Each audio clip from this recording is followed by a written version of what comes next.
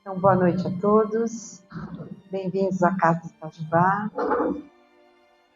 Hoje nós vamos dar continuidade ao capítulo 14 do Evangelho segundo o Espiritismo, que fala honrar meu pai, honrar minha mãe. Esse é um capítulo que me coube falar sobre dois itens nessa noite, que tem a ver com quem é meu pai, quem é meus irmãos, e também sobre o parentesco corporal e parentesco espiritual. Para a gente iniciar a nossa conversa, é importante a gente relatar que Jesus sempre aproveitou os momentos do cotidiano daquela população, né, para poder ensinar. E toda vez que acontecia alguma situação, algum momento em que ele sentia que ele podia, de alguma maneira, deixar uma mensagem, assim ele o fazia. E nesse momento, quando ele fala quem é minha mãe, quem são meus irmãos, exatamente é um deles. Ele estava se referindo, na verdade, a parentesco espiritual e parentesco corporal. Por quê? Porque ele estava com os seus discípulos. Ele estava numa reunião onde estava com muitas pessoas ali ouvindo a sua mensagem. De repente, a sua mãe e seus irmãos chegam. E naquele momento, não desfazendo da figura materna, né, porque isso não condiz com a postura de Jesus, nem se desfazendo dos seus irmãos, mas naquele momento ele diferenciou isso. Ele disse: existe um parentesco corporal, existe um parentesco espiritual. O parentesco corporal consanguíneo nem sempre quer dizer parentesco espiritual. São duas coisas diferentes.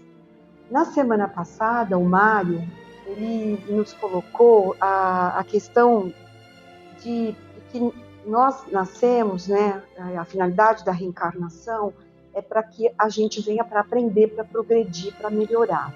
E que uma das questões muito importantes para esse processo de melhora e de crescimento espiritual está relacionado com a família e está relacionado com honrar pai e mãe. Porque são eles que abrem a porta do processo reencarnatório para nós. A gente sabe que muitos não cumprem com os deveres, outros cumprem até demais, mas faz parte de nós honrá-los pela oportunidade que eles nos dão da chegada a essa reencarnação.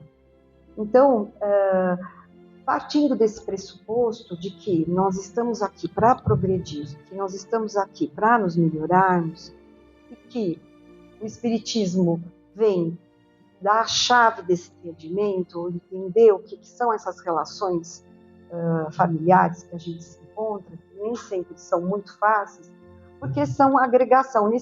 No momento em que a gente vai reencarnar, pela que a espiritualidade nos orienta, né, e Kardec, através dos espíritos, é um momento onde é estudado a nossa vida espiritual.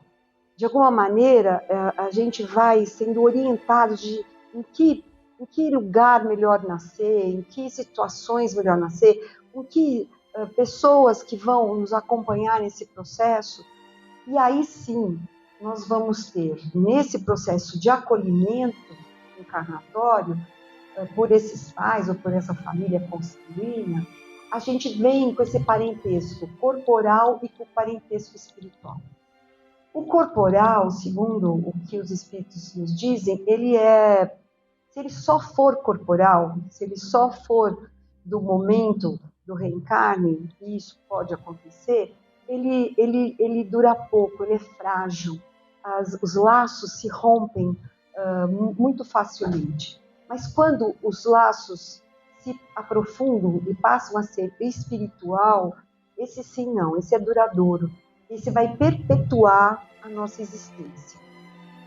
Nós, de alguma maneira, nós somos sempre herdeiros. A gente pode ser herdeiro de um carro, de uma casa, de um dinheiro de banco, mas nós temos que ser herdeiros do ponto de vista espiritual. A família, a reunião, o grupo familiar, ele precisa, né, fazer com que a gente se desenvolva moralmente. Existem umas questões hoje na área de educação, do que qual é o papel da escola, qual é o papel da família. Para nós espíritas, o papel da família ela é fundamental para o desenvolvimento do caráter do ser. É nesse núcleo menor, nesse núcleo que a gente pode falar, essa célula da sociedade, que é uma célula menor, é onde a gente vive as mais diferentes experiências que nós herdamos e que nós levamos embora.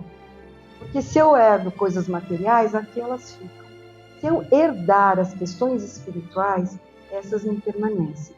Elas não só permanecem comigo, como elas me ligam efetivamente a esses outros seres dos quais nós temos afinidades.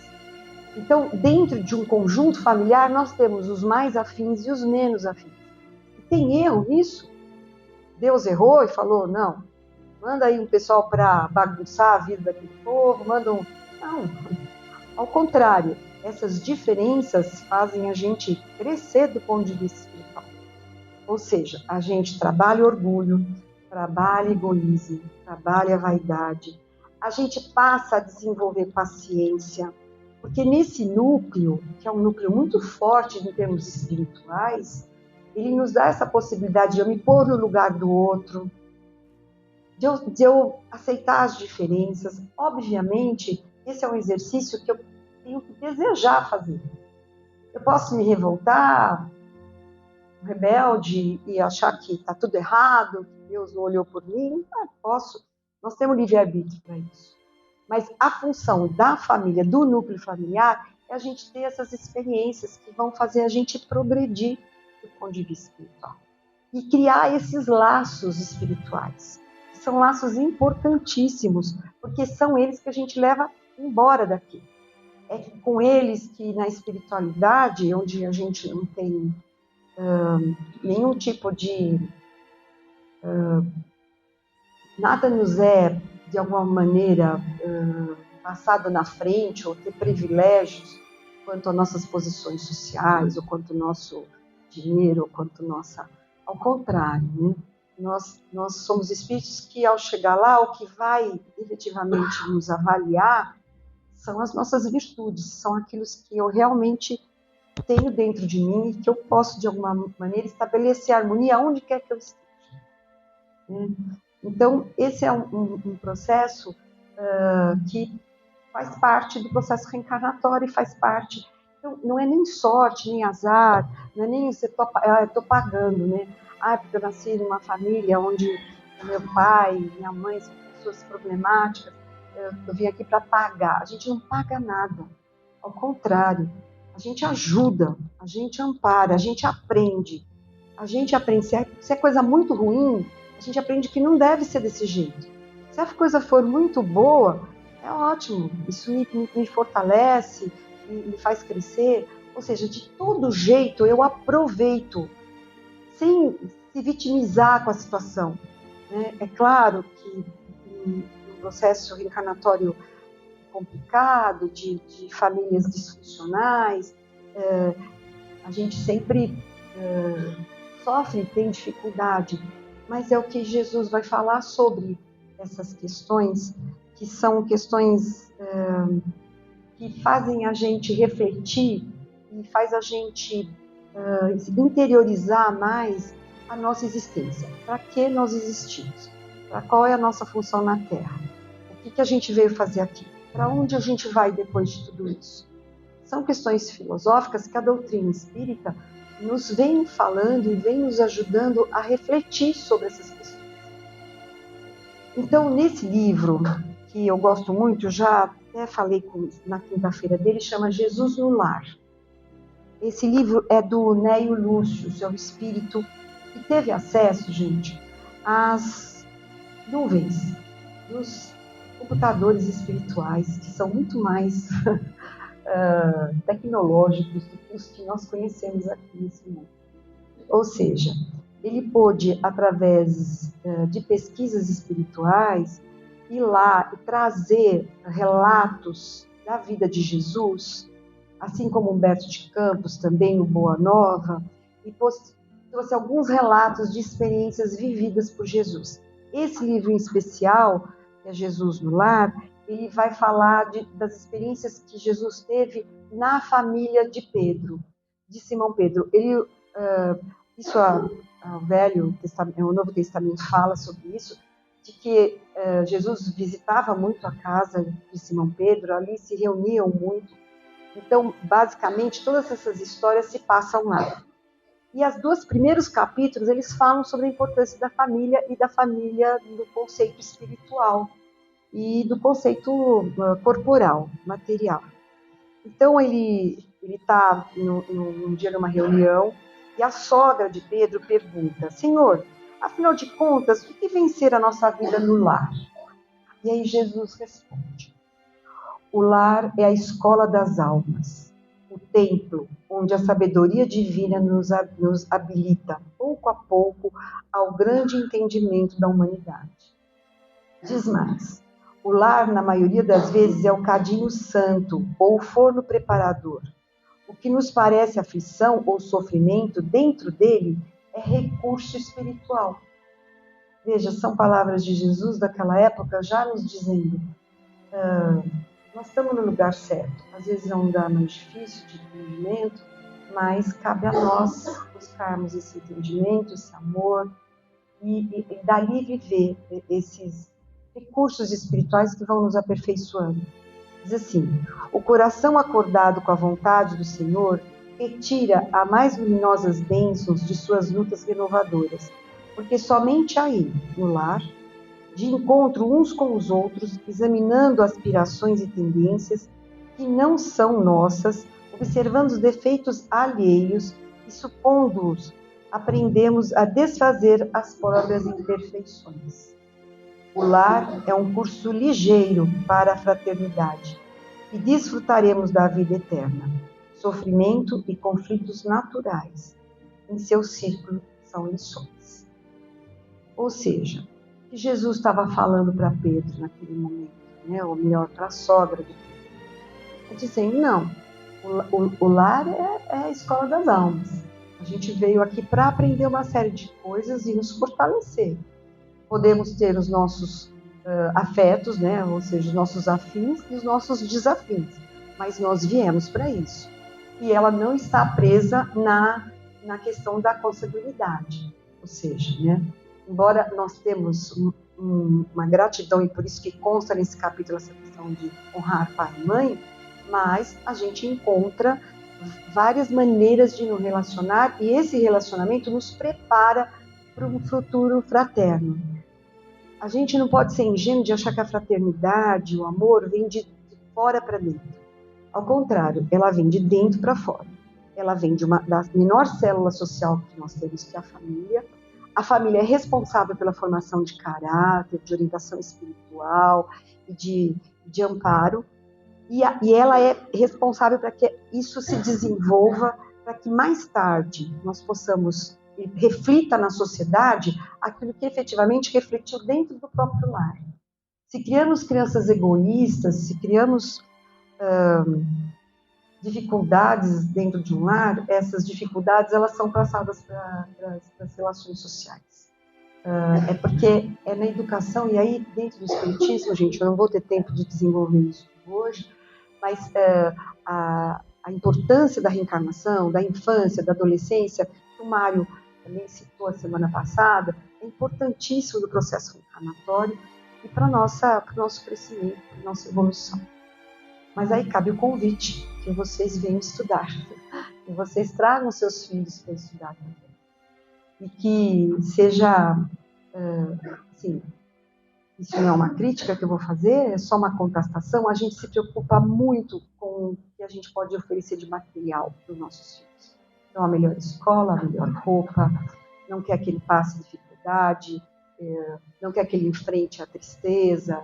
Nós nos preocupamos muitas vezes com isso e deixamos que ele cresça do ponto de vista espiritual, porque nós não damos elementos para ele lidar com a tristeza, com a frustração, com as diferenças, porque nós vivemos num mundo de muitas diferenças.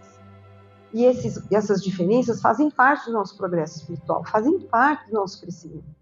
Então, ele encontrar uma doutrina que seja espírita ou que seja qualquer outra, onde conforte, onde ampare, principalmente em fase de adolescência, é fundamental para o bem-estar, para o equilíbrio, e para ele como ser social, e mais ainda, como ser espiritual, porque ele vai refletir essas questões.